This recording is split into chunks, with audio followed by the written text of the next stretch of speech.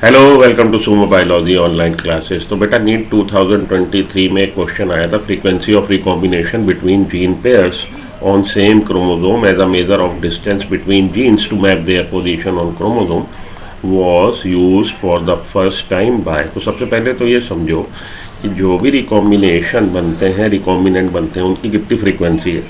Recombination frequency अगर हम निकाल लें तो ये तरीका बताया था, रिकॉम्बिनेशन फ्रीक्वेंसी से हम दो जीन्स की मैपिंग कर सकते हैं, उनकी लोकेशन या उनके बीच में कितना डिस्टेंस है, ये बात हम बता सकते हैं। ये तरीका सबसे पहले बताया था किसने? ये तरीका सबसे पहले बताया था अल्फ्रेड स्टूडमेंट ने, जो कि आपके मॉर्गन के शिष्य थे। तो मानिए यहाँ पे जीन ए है और यहाँ पे जीन बी है। हम इसकी मैपिंग करना चाहें या ये बताना चाहें कि जीन ए और बी के बीच में क्या डिस्टेंस है जब वो सेम क्रोमोसोम पे, तो जितने % रिकॉम्बिनेंट बनेंगे उतने ही ये लोग मैप यूनिट के डिस्टेंस पे होंगे। अगर आप इस डाई हाइब्रिड ऑर्गेनिज्म का टेस्ट क्रॉस करा दें इसके होमोजाइगस रिसेसिव पेरेंट के साथ, तो जितने % रिकॉम्बिनेंट बनेंगे उतने मैप यूनिट पे ये दोनों जीन्स एक दूसरे से सिचुएटेड है। ये किसने बताया था? ये मॉर्गन के student Alfred Sturtevant use the frequency of recombination between gene pairs on the same chromosome as the frequency of recombination is the measure of distance between genes and map their position on the chromosome, page number 83, chapter 5, principles of inheritance and variation। Chapter में ये चीज़ clearly mention है, थोड़ा सा इसको समझ लीजिए। तो मानिए हम लोग क्या करने जा रहे हैं, हम लोग मैपिंग करने जा रहे हैं। मैपिंग करने जा रहे हैं किसकी? दो जीन्स के बीच की, या दो जीन्स के बीच का हम बताने जा रहे हैं डिस्टेंस। ठीक है जी, चलिए।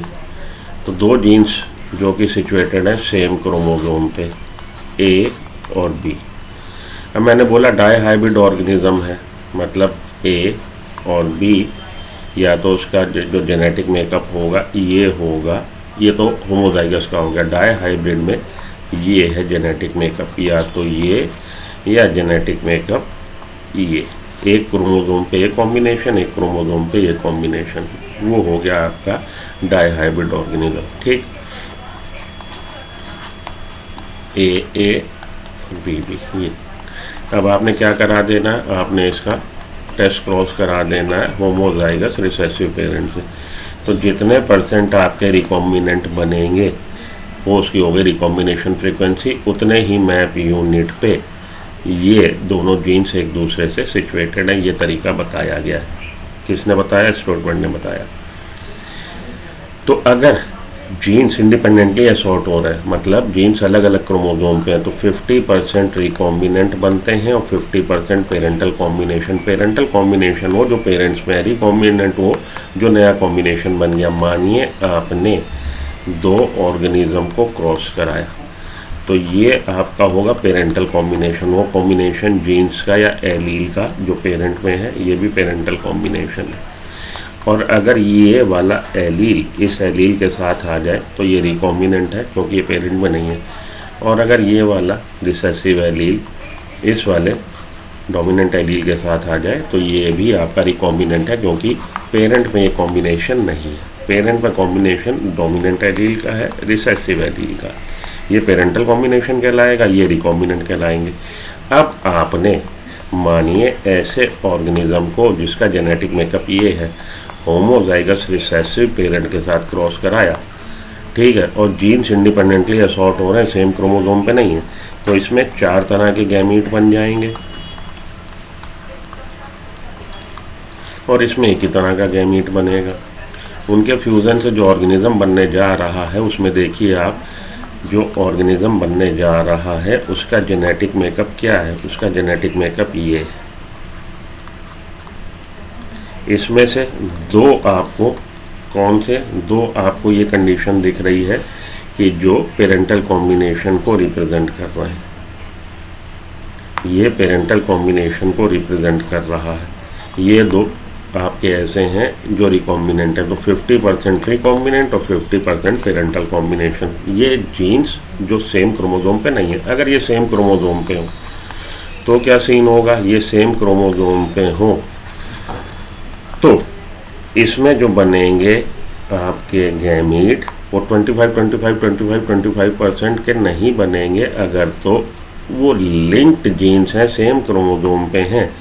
तो जितनी बार क्रॉसिंग ओवर उन दो जीन्स के बीच वाले सेगमेंट से हो रहा है उतने परसेंट आपके रिकॉम्बिनेंट बनेंगे।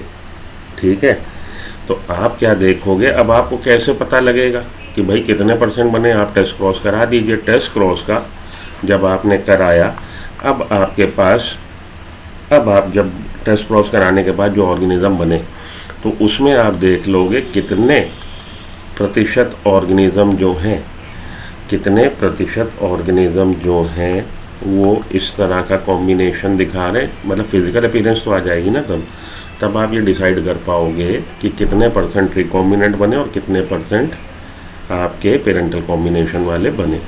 ठीक है जी, जो पेरेंटल कैरेक्टर को दिखा रहे हैं और जो नया मिक्स मैच कैरेक्टर दिखा रहे हैं, मतलब जो रिकॉम्बिनेंट को दिखा रहे हैं, उनकी परसेंटेज से आपको पता लग जाएगा कि कितने परसेंट रिकॉम्बिनेंट बने।